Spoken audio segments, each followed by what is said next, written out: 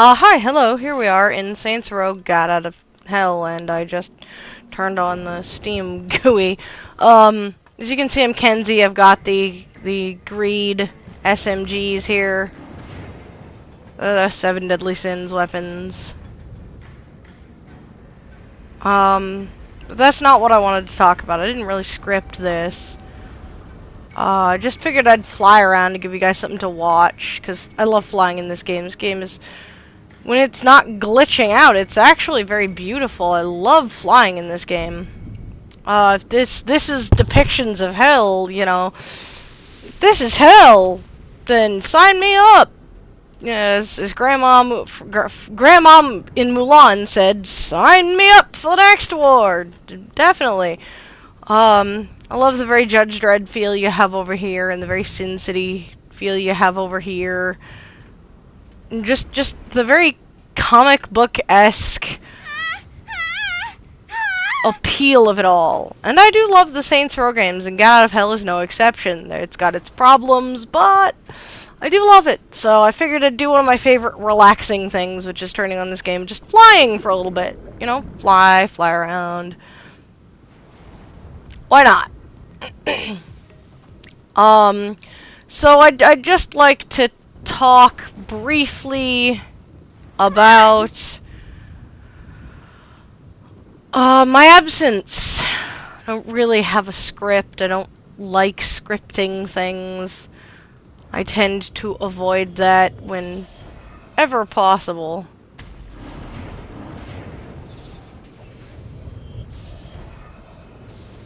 This is bad for my OCD. I do tend to avoid that whenever This is bad. possible. Scripting things. Glyph nearby.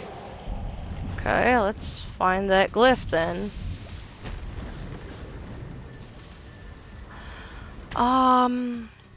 So I figured I'd just talk.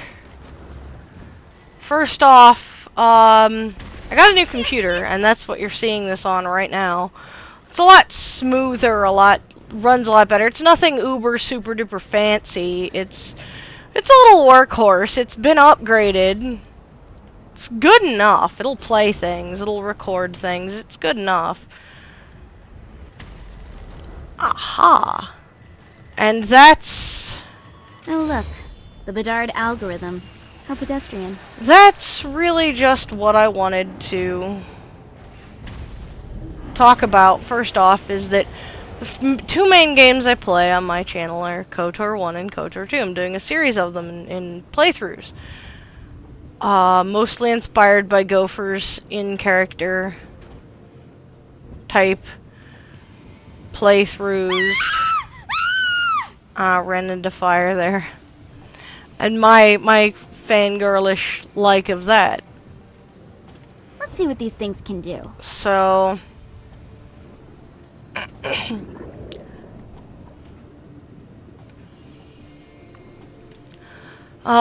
essentially what happened was I got the new computer, got everything set up, transferred everything, put together my very rickety KOTOR mods set up, and for some reason they just wouldn't work.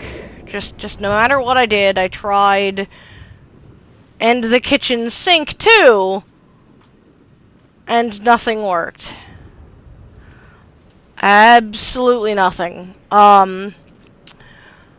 As it turns out, it's my graphics card. Radeon graphics cards, if you did not know this, have an issue with OpenGL. And when this computer was first being transferred to me, it was a friend of mine's. I put some new parts in it, spruced it up a little. He had OpenGL on there, but for some bizarre reason, he had a moment where his brain just stopped functioning. And he deleted the OpenGL file. For, you know, whatever reason he did, and it happened, and I figured that out and fixed it and got it working again. Everything all off in its own time, all got working again.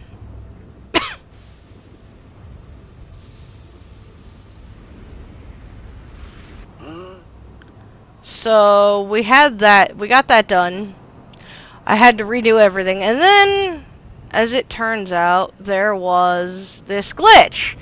If all of you remember the K mod I'm using, K the workable companion, right? Well, when I turned on my KOTOR 1 save, there she was, and she looked just like a Sith Marauder. Which, I have no idea how the hell that happened, but after playing around with it, the only thing I could possibly get to function, or get to fix that function, was... Hey, remember that time Centerpole tried to kill us? How about we return the favor? The only way I could fix that was to go back and redo all of Tatooine, and by then I was so sick of dealing with this that I was just like, you know what, fuck it, I'll take a few weeks break, screw it, why should, you know, why did I have to do all that again after pissing with everything so much, right? So, I took this break, and during that time, I lost my father, and I don't mean in the metaphorical died sense. No, I mean as in physically misplaced, not where intended to be, died.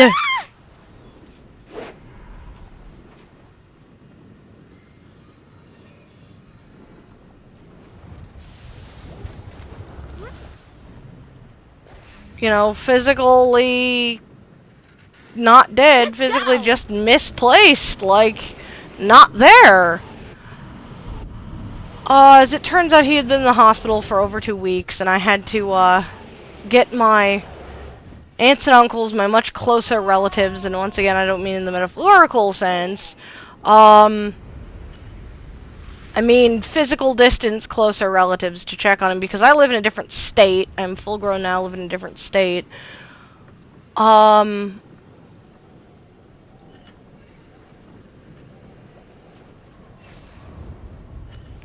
So I had to get those relatives to check up on him. And they did. And that was part of an ongoing argument, is that they'd lost track of him. He is very sick. He has pneumonia. He has a bad leg. He's got issues out the wazoo. So yeah, I could conceivably physically lose him at some, not physically, but conceivably metaphorically lose him at some point. So we got him settled in, and then lost him again in the non-metaphorical physical sense. He'd been transferred to a different home, a different rest home, rehabilitation center place, and he stayed there for a while. Things got better. Once again, argument with relatives. Got it. And then after we found him again, I lost my grandmother, who was in her own rest home. In the metaphorical sense this time, she passed away. And once again, I was not informed until like 2 weeks after the fact. I didn't have time to grieve. I didn't really have time to go through a funeral. I couldn't make arrangements to get there, or any of the sort. And I that very, very distraught about that. My grandmother was one of my biggest supporters. One of the people who believed in me the most. And I lost her.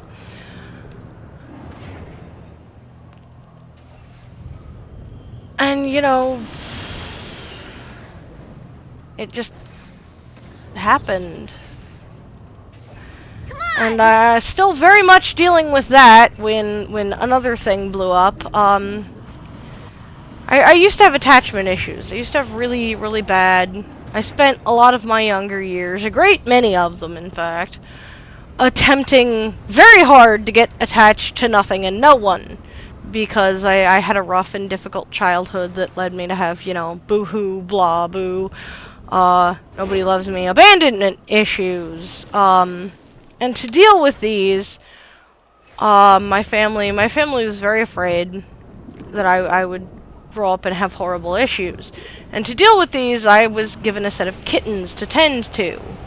And the first thing I ever got attached to was those kittens. And I've already lost one of them. No, one of them has already died. That left me with 4 out of 5. And this past week, another one of these kittens, these fuzzy things that I adored in life, you know, they never tell you the price you have to pay when you take on a pet.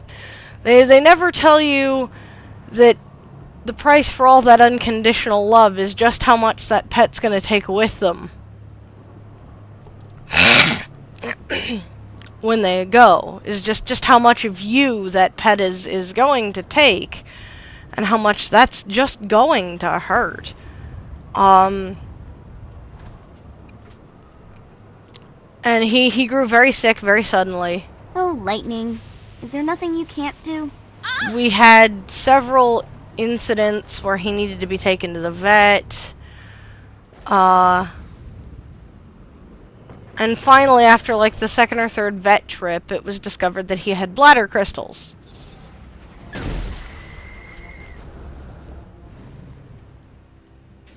And in male cats, that's a very dangerous thing.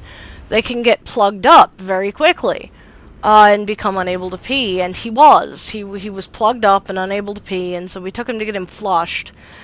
And then he got home and he became plugged up again. And after this next incident, the surgeons just decided, the doctors just decided that because of my financial situation, because of his health and the strain this is putting on everyone, that we had to go essentially for the nuclear option as quick as possible. Normally what would be a last resort, the nuclear holdout option, was basically all I was left with because of my financial constraints and his age and health and a great many factors. It was decided that we go for the nuclear option much more quickly than it would have had I been richer, had he been younger, had this been less on set. And so currently he is still in the hospital. He is currently still... Jesus Christ, this...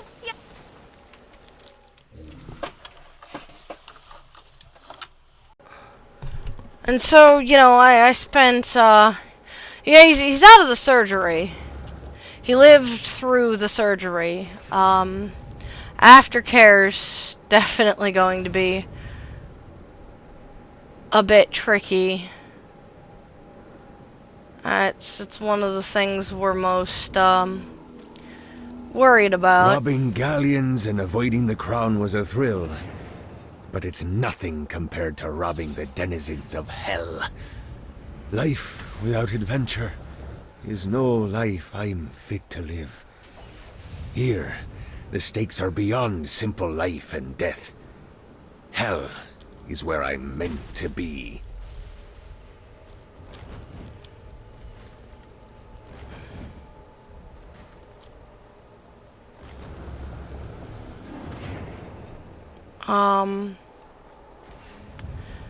So, you know, there's that. He did survive the surgery. Aftercare is going to be a pain. He's got good chances. But you always worry about that type of thing. Aftercare is going to be the biggest issue. But, as I've said, it's just what I needed. Gonna be one of those points in time, essentially, where I just don't have a lot of time or patience for, you know, doing videos. I'm gonna try to get back into the groove of it. But this has been an emotionally draining last couple of months. Like, this has been a ringer on the old scale of emotional abuse. Like,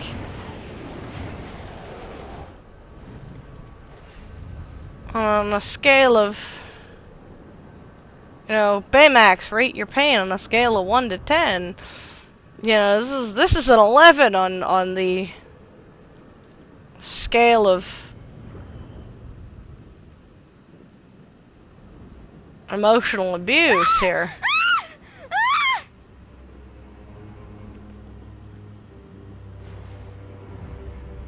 You know, I spent Thanksgiving and then Christmas to a lesser extent not knowing where my father was, none of my relatives having helpful answers.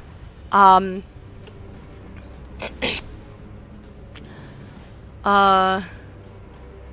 know, New Year's worried for the safety of people. Spent January knowing my grandmother had died and I was weeks late on this information. And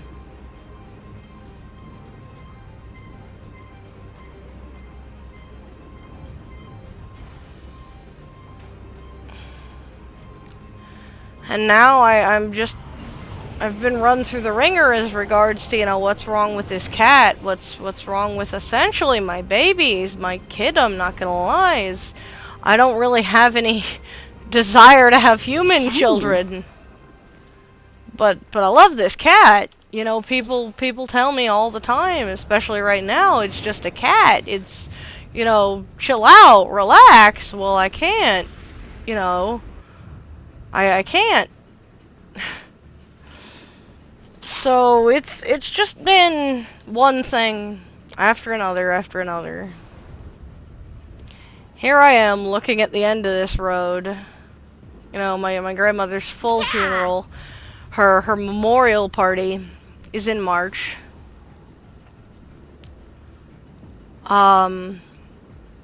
So, you know, I'm looking at the end of this road. Here's to the darkness at the end of my rope. And I'm just completely mentally and physically exhausted. Hey, remember that time Centerpol tried to kill us? How about we return the favor?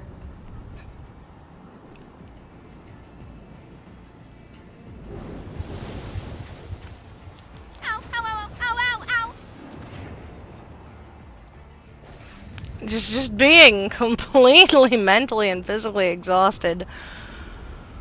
By this just insane. Let's see what these things can do. Motherfucker! Absolutely insane runaround. You know, 3 vets. Having to borrow money, having to get money to go to my grandmother's memorial service.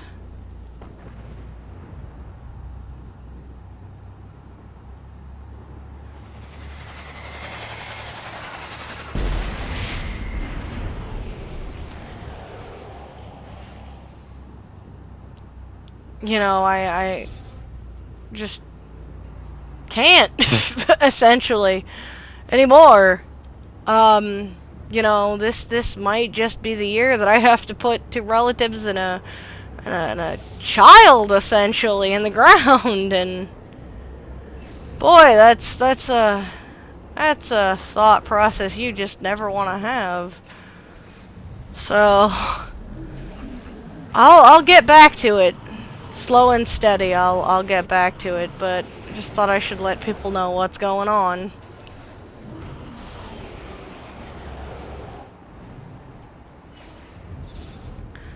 And that's how this week has been. Week, month, my entire 2015 and the end of 14 has just not been kind to me in the please don't hit me department. Like another Florence and the Machine line. I already said shake it off. Darkness at the end of my rope. Much better than the Taylor Swift version if you ask me. But nobody did. Quote Florence and the Machine again, they say a kick in the teeth is good for the soul. Well, at this point, my soul is filing for abuse charges.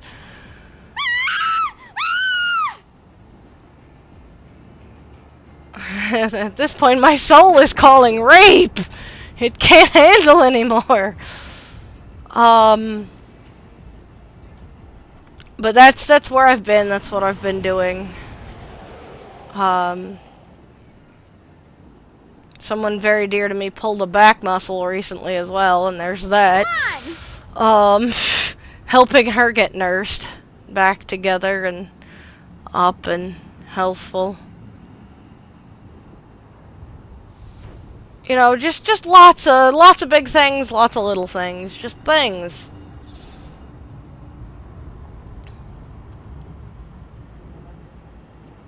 Things that happen, you know? And I feel like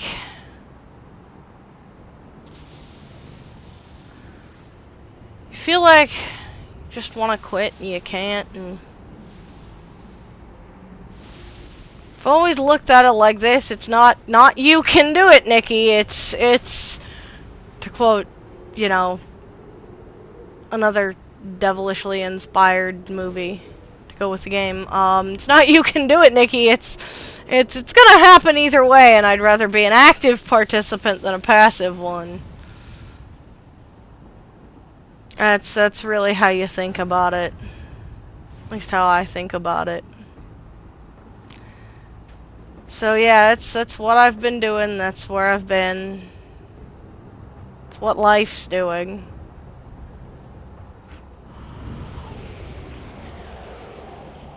If at all, any bit possible, I will get back to doing what I was doing as soon as I've got the energy for it. And I thank you all for your kindness and your support in these just difficult times. Thank you, all of you who have given me kind words, who have helped me out, who have given me money. Each and every one of you are just amazing. And you'll always be amazing, and you'll continue to be amazing long after I'm gone.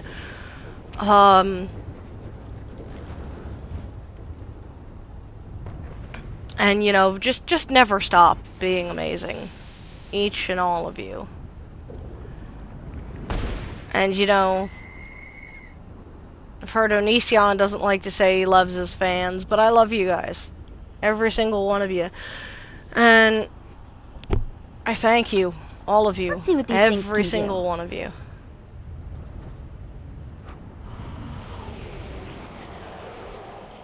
So I guess that's what I've got to say. And I'll see you guys later. Around the bend, if you will. There's my other cat, he misses his brother.